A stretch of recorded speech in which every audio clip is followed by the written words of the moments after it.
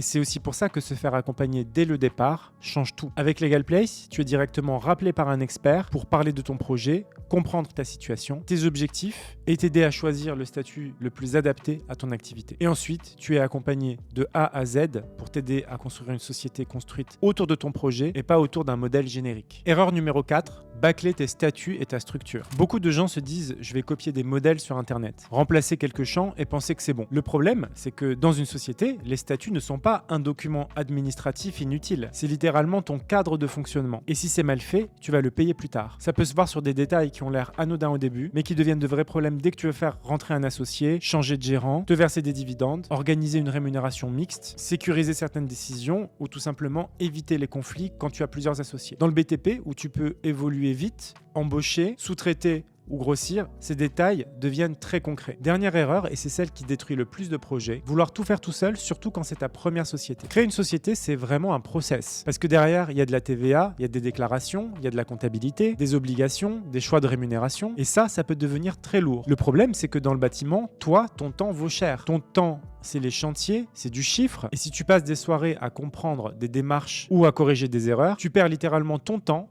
ton énergie et souvent de l'argent. Et c'est exactement là que Legal Place peut te faire gagner énormément. Tu peux être accompagné humainement et si tu prends l'option avec la comptabilité, tu as un interlocuteur dédié qui t'aide à y voir clair et à prendre les bonnes décisions. Et surtout, éviter les erreurs qui peuvent te coûter cher tous les mois. Conclusion, créer une entreprise dans le BTP, ce n'est pas juste ouvrir une boîte, c'est poser les fondations de ton futur business. Et comme dans un chantier, si les fondations sont mal faites, tout le reste finit par se fissurer. Le choix de ton statut, de ta structure, ta manière de te rémunérer, ta protection, ta comptabilité, tout ce que tu décides au départ a un impact direct sur ce que tu gagneras réellement, sur ta tranquillité, sur la solidité de ton entreprise dans le temps